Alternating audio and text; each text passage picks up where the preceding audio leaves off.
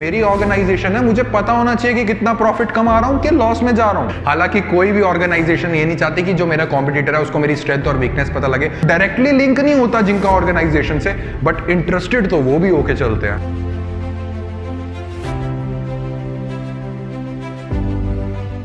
So hello बच्चों, कैसे हैं आप सभी? आई होप आप सब अपनी हेल्थ का अच्छे से ख्याल रख रहे होंगे। तो बच्चों, welcome back to your own channel. तो बच्चों, इससे पहले हम ऑलरेडी कवर कर चुके हैं प्रीवियस वाले लेक्चर में बुक कीपिंग और अकाउंटिंग चैप्टर नंबर 1 चल रहा है, ठीक है। तो आज हम आ गए एक नए लेक्चर के साथ। आज बच्चों हम कवर करके चलेंगे 2 टॉपिक्स। उसमें से जो पहला टॉपिक है वो है यूजर्स ऑफ अकाउंटिंग इंफॉर्मेशन। ये स्टार्ट करने से पहले मैं आप लोगों को एक ही चीज क्लियर कर दूं, भैया साइड बाय साइड रेगुलर बने रहना। अगर अभी तक आपने पिछले वाले लेक्चर्स नहीं देखे हैं तो प्लीज पहले वो देख के आइए, उसके बाद इस साथ में कंटिन्यूशन करके देखिएगा, ठीक है। तो उसका एक लिंक मैं आपको डिस्क्रिप्शन पे दे दूंगा और एक आपको आई बटन पे बना आ रहा होगा। तो बच्चों, आज का जो हमारा टॉपिक है कि भैया users of accounting information. Sir, accounting information का मतलब क्या था? अकाउंटिंग इंफॉर्मेशन का मतलब ये था जो हम हिसाब किताब बना के चल रहे हैं, जो हम प्रिपेयर करके चल रहे हैं बुक्स एक ऑर्गेनाइजेशन की, वो इंफॉर्मेशन की किसको जरूरत है, हम क्यों बना रहे हैं। हालांकि मैं आपको डेफिनेशन में क्लियर कर चुका हूं कि हम बुक्स क्यों बना के चलते हैं, क्यों जरूरत है, बट किस किस को जरूरत है। तो बच्चों, इसको 2 कैटेगरीज में हम डिवाइड करके चलेंगे। फर्स्ट कैटेगरी है internal and second is external. कितनी बार आपको कहा है आप कौन से चैनल पे हैं? शुद्ध देसी कॉमर्स चैनल पे। वर्ड को देख के ही अनुमान लगा लिया करो। इंटरनल दैट मींस एक ऑर्गेनाइजेशन है उसके बीच में ही। बच्चों, मेनली कौन आके चलते हैं जिनको ज्यादा फर्क पड़ता है, जो सीधा सीधा डायरेक्टली रिलेटेड होते हैं ऑर्गेनाइजेशन से? सर, मालिक आदमी, जो मालिक होता है ऑर्गेनाइजेशन का, ऑनर। ऑनर को क्यों चाहिए अकाउंटिंग इंफॉर्मेशन? भैया मेरे को पता लगना चाहिए, मेरी ऑर्गेनाइजेशन है, मुझे पता होना चाहिए कि कितना प्रॉफिट कमा रहा हूं कि लॉस में जा रहा हूं, ठीक है। Moving on to the next, management. जो प्रॉपर मैनेजमेंट, जो प्रॉपर ऑब्जेक्टिव्स बनाती है, जो एक ऑर्गेनाइजेशन को कैरी ऑन करके चलती है उसका वर्क, उनको पता होना चाहिए कि हाँ भाई क्या इंफॉर्मेशन आ रही है, कितना कैश आ गया, कितना कैश जा रहा है। सारी अकाउंट्स की इंफॉर्मेशन इन लोगों को जरूरी होती है कि अगर कहीं भी ऑर्गेनाइजेशन लैक कर रही है तो हम उस ऑर्गेनाइजेशन को ठीक कर पाए। तो बच्चों, इंटरनल में फर्स्ट आके चलता है ऑनर्स और सेकंड आके चलता है मैनेजमेंट। बच्चों, ये इंपॉर्टेंट है, पूछा जाता है, वाइवा में भी पूछा जाता है और 1-1 मार्क्स में भी पूछा जाता है, तो प्लीज अच्छे से समझ लीजिएगा। सेकंड बच्चों, हमारे पास आके चलता है एक्सटर्नल यूजर्स। एक्सटर्नल यूजर्स का मतलब होके चलता है जो डायरेक्टली लिंक नहीं होता जिनका ऑर्गेनाइजेशन से, बट इंटरेस्टेड तो वो भी होके चलते हैं। तो बच्चों, एक्सटर्नल यूजर्स मतलब ऑर्गेनाइजेशन के बाहर वाली पार्टियां, ठीक है ना। तो फर्स्ट इसमें बच्चों हमारे पास आके चलता है इन्वेस्टर्स। बिल्कुल सर, जिसने आपकी कंपनी में इन्वेस्ट करना है, मैं एज ए इन्वेस्टर बात कर रहा हूं आपसे कि उस ऑर्गेनाइजेशन में मेरे को इन्वेस्ट करना है, क्या उस ऑर्गेनाइजेशन की हिसाब किताब, उसकी अकाउंटिंग इंफॉर्मेशन मैं नहीं पढ़ूंगा? भैया कहीं मैं इन्वेस्ट कर दूं, मेरा कहीं पैसा ना डूब जाए। मेरे को पता होना चाहिए कि वो ऑर्गेनाइजेशन इतनी कैपेबल है कि मेरे को कुछ कमा के देगी अगर मैं उसमें कुछ इन्वेस्ट करके चलूंगा। तो बच्चों, एक्सटर्नल यूजर्स ऑफ इंफॉर्मेशन में फर्स्ट आके चलते हैं investors. Second, creditors. I know ये टर्म आप लोगों के लिए थोड़ी डिफिकल्ट है। क्रेडिटर्स को अभी सिंपल एक ही चीज मतलब समझ के चलिएगा, मैं अभी आपको आगे समझाऊंगा जब चैप्टर आएगा बेसिक अकाउंटिंग टर्म्स। क्रेडिटर्स बच्चों होके चलते हैं जो आपको उधार पे माल देते हैं। तो बच्चों, उनके लिए क्यों इंपॉर्टेंट है? उनके लिए इसलिए इंपॉर्टेंट होके चलता है कि भैया मैं आपको उधार पे माल दे दूंगा, क्या आपके अंदर इतनी कैपेसिटी है कि वो मेरा पैसा आप वापस दे पाएंगे, उसका पैसा आप मुझे लौटा पाएंगे? वो कैसे पता लगेगा बच्चों? विद द हेल्प ऑफ उनका हिसाब किताब पढ़ के कि हाँ प्रॉफिट कमाता है, कैपेबिलिटी है कि मेरा जो पैसा है वो मुझे लौटा दे। बात करते हैं एम्प्लॉयज। बिल्कुल, एम्प्लॉयज भी भाई इंटरेस्टेड होके चलते हैं, बट ये एक्सटर्नल यूजर्स में आते हैं, इंटरनल यूजर्स में नहीं आते हैं। इंटरनल यूजर्स में मालिक आदमी आते हैं और मैनेजमेंट के पार्ट आके चलते हैं बच्चों, जो फॉर्मेशन करते हैं पॉलिसीज। अब मेरे को एक बात बता के चलिए कि एक एक्सिस बैंक में एक बंदा एज एन एम्प्लॉय काम कर रहा है, उसको क्या मतलब कि एक्सिस बैंक के जो मेन जो बड़े बड़े प्रॉफिट्स हैं उसमें कोई इंटरेस्ट ज्यादा होगा? उसको होगा, बट इंटरनली इतना उसको कोई फर्क नहीं पड़ेगा, एक्सटर्नली उसको पढ़ के चलेगा। दैट इज वाई एम्प्लॉयज को फर्क तो पड़ता है, but they are not internal users, they are external users. बच्चे इसमें गलती करके चलते हैं, तो समझा दिया मैंने आपको point. Moving on to the next point, tax authorities. बिल्कुल सर, अकाउंटिंग इंफॉर्मेशन तो चाहिए। एज एन टैक्स अथॉरिटी आपसे बात कर रहा हूं, अकाउंटिंग इंफॉर्मेशन चाहिए। जीएसटी नहीं निकालना, आप कितना इनकम कमा के चल रहे हैं, मेरे को आपको टैक्स दे के चलना है, तो मुझे आपकी अकाउंटिंग इंफॉर्मेशन चाहिए ही चाहिए। तो एक्सटर्नल यूजर्स में टैक्स अथॉरिटीज भी आते हैं, मेन आता है कॉम्पिटिटर्स। कॉम्पिटिटर्स चाहते हैं कि हम अकाउंटिंग इंफॉर्मेशन देख के चले, हमें पता लगे कि एक ऑर्गेनाइजेशन की स्ट्रेंथ क्या है, वीकनेस क्या है। हालांकि कोई भी ऑर्गेनाइजेशन ये नहीं चाहती कि जो मेरा कॉम्पिटिटर है उसको मेरी स्ट्रेंथ और वीकनेस पता लगे, बट बच्चों कहीं ना कहीं से इंफॉर्मेशन निकल ही जाती है। जैसे कि आप सब जानते हैं हर organization at the end of the year अपने प्रॉफिट्स या फिर लॉसेस, अपने एसेट्स डिस्प्ले करके चलता है। वहां से बच्चों ये जो कॉम्पिटिटर्स होते हैं ना, ये फायदा उठा के चलते हैं और देखते हैं अच्छा इसने इस साल इतना प्रॉफिट कमाया, तो बच्चों they are also the users of accounting information, external users में आके चलते हैं। सो बच्चों ये था आपका टॉपिक जो 1-1 मार्क में इंपॉर्टेंट है, पूछा जाता है। सो इसको ढंग से आप पढ़ के चलेंगे। तो बढ़ते हैं बच्चों अब नेक्स्ट टॉपिक की तरफ। नेक्स्ट टॉपिक है लिमिटेशंस ऑफ अकाउंटिंग। देखो बच्चों, अकाउंटिंग है, एडवांटेजेस है, काफी एडवांटेजेस हैं, बट अगर हमें हल्की सी भी इसकी ड्रॉबैक नजर आएगी ना, तो वो हम इसको लिमिटेशंस ऑफ अकाउंटिंग में बता के चलेंगे। मैं फिर से आपको क्लियर कर रहा हूं, ये जो लिमिटेशंस के पॉइंट है ये हल्की हल्की लिमिटेशंस हैं। दैट डजंट मीन कि सारी अकाउंटिंग खराब है, नहीं नहीं भैया, अकाउंटिंग है तभी ऑर्गेनाइजेशंस अच्छे से चल रही हैं, बट ये लिमिटेशंस का पॉइंट है, तो थोड़ी थोड़ी लिमिटेशंस अब हम डिस्कस करके चलते हैं। तो पहली लिमिटेशंस आके चलती है हमारे पास पर्सनल जजमेंट। देखो बच्चों, ये आगे टॉपिक आएगा आप लोगों को, जैसे जैसे आप आगे पढ़ते रहोगे ना, आपको ये टॉपिक समझ में आता रहेगा। बच्चों एक ना टॉपिक आएगा आगे, वो टॉपिक होगा डेप्रिसिएशन का। इस डेप्रिसिएशन के टॉपिक में ना आपको मान लो कोई मशीन है, कोई फर्नीचर है, इनको बच्चों हम बोल के चलते हैं asset. No need to worry, मैं पहले क्लियर कर रहा हूं, ये सारे टॉपिक्स मैं आपको आगे समझाऊंगा, तो अभी सिंपल हल्का समझ लो। एक मशीन होती है ना, तो उसको हम एसेट बोल के चलते हैं। तो उस एसेट की ना बच्चों इस डेप्रिसिएशन के टॉपिक में ना हमें ना लाइफ निकालनी होती है, हमें लाइफ पता होनी चाहिए कि 4 साल है कि 5 साल है। तो एक बंदा है वो बोलेगा नहीं भाई इस मशीन की लाइफ है 5 साल, दूसरा बंदा है वो बोलेगा 6 साल।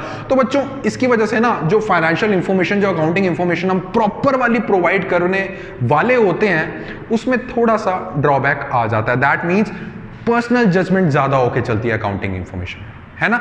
जब पर्सनल जजमेंट आ जाए, एक बंदे की पर्सनल जजमेंट कुछ और कहती है, दूसरे बंदे की पर्सनल जजमेंट कुछ और कहती है। सो बच्चों दिस इज अ लिमिटेशन, छोटी सी लिमिटेशन है, ज्यादा लिमिटेशन नहीं है, बट लिमिटेशन के अंडर पॉइंट तो आ रहा है। Moving on to the next point, कहता है based on accounting concept and conventions. बच्चों अकाउंटिंग कॉन्सेप्ट एंड कन्वेंशंस का मतलब होता है रूल्स एंड रेगुलेशंस। इसका भी अलग से चैप्टर है, आपको समझा के चलूंगा।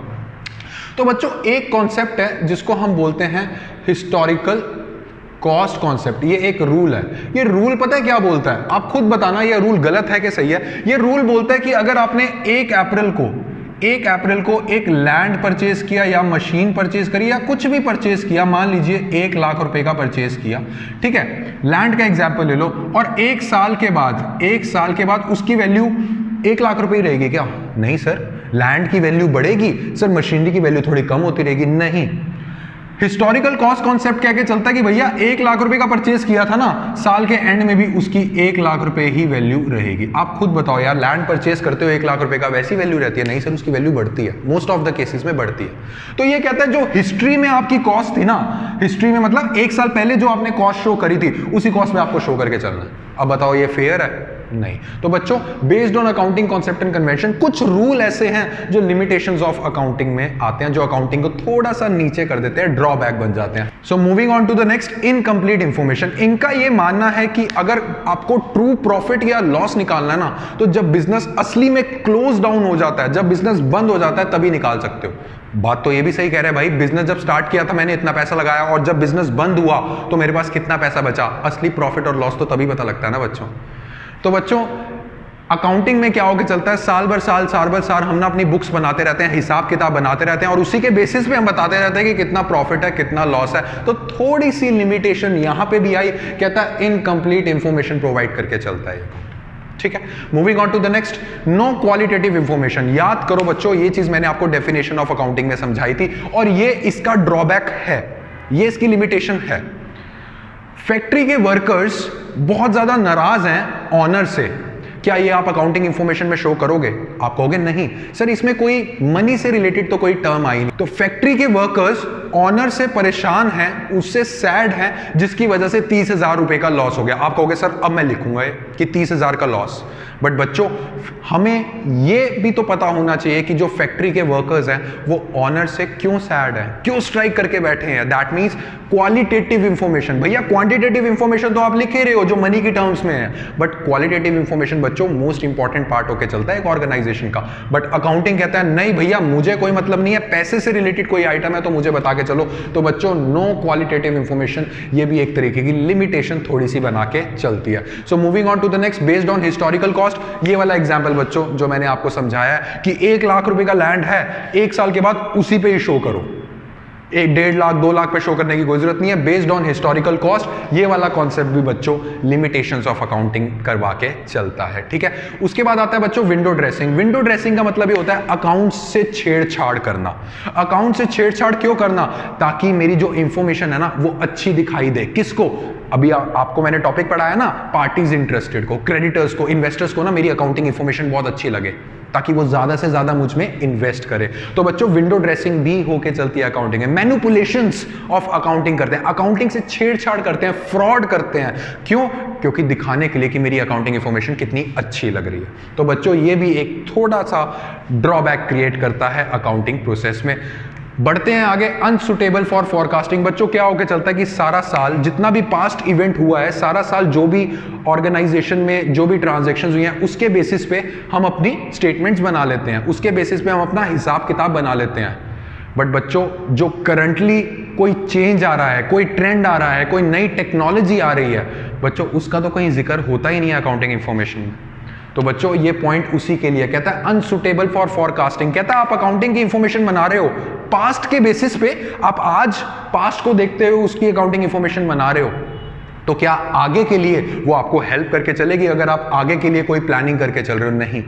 आगे के लिए प्लानिंग करके अगर चलते हैं ना बच्चों, तो आगे की भी इंफॉर्मेशन हमें चाहिए होती है कि आगे कोई नया ट्रेंड तो नहीं आ रहा, कोई नई टेक्नोलॉजी तो नहीं आ रही, कोई नया कॉम्पिटिटर तो नहीं आ रहा। ये चीजें बच्चों आपको अकाउंटिंग में थोड़ा सा ड्रॉबैक क्रिएट करके चलती है, क्योंकि ये चीजें होती नहीं है। मैं ये नहीं कह रहा हूं कि आप अकाउंटिंग इंफॉर्मेशन के बेसिस पे आगे की फोरकास्टिंग नहीं कर सकते, बिल्कुल कर सकते हो। और आगे जब क्लास 12th में आपके और भी जैसे जैसे चैप्टर्स आएंगे आपको ये पॉइंट समझ में आता रहेगा। बट थोड़ा सा ये ड्रॉबैक है, दैट इज वाई ये लिमिटेशंस के पॉइंट में लिखा गया है। तो बच्चों ये थी आपकी पूरी लिमिटेशंस ऑफ अकाउंटिंग। एंड आशा करता हूं बच्चों आप साइड बाय साइड रेगुलरली हमारे साथ जुड़े हैं और रेगुलरली पढ़ते जा रहे हैं, क्योंकि बच्चों एक भी क्लास अगर आपने मिस करी, देखो एक चीज तो मैं आपको अभी भी बोल रहा हूं, चाहे मुझसे बुलवा लो चाहे जैसे मर्जी करा लो, अगर आप साइड बाय साइड बने रहेंगे ना बच्चों, आपको 100 आउट ऑफ 100 मार्क्स, या फिर ये भी छोड़ो 95 90 प्लस मार्क्स आपको लेने से कोई नहीं रोक सकता, बेस्ट मार्क्स लेने से कोई नहीं रोक सकता। बट उसकी क्या कंडीशन है? उसकी ये कंडीशन है कि बच्चों आपको भी साइड बाय साइड बना रहना पड़ेगा, आपको भी रिवाइज करना पड़ेगा। इसका मतलब ये नहीं कि मैं पढ़ा के चला गया खत्म, नहीं, आपको साइड बाय साइड रिवाइज करके चलना है और हमारे साथ जुड़े रहना है। तो ठीक है बच्चों, अगर आज का लेक्चर आपको पसंद आया है, कुछ समझ आया है, अच्छी तरह समझ में आया है, तो जरूर लाइक शेयर एंड सब्सक्राइब जरूर कर दीजिएगा। और अगर in case of any doubt do comment in the comment section. And बच्चों you can join our family, हमारी फैमिली टेलीग्राम चैनल है, उस पर आप हमारे साथ ज्वाइन होकर चल सकते हैं। वहां पे जो अपने डाउट्स हैं उसके रिलेटेड आप अपनी डाउट्स वगैरह, क्वेरीज वगैरह पूछ के चल सकते हैं। तो ठीक है बच्चों, मिलते हैं अपने नेक्स्ट लेक्चर में, तब तक के लिए हैप्पी लर्निंग, अच्छे से रिवाइज करना। Thank you.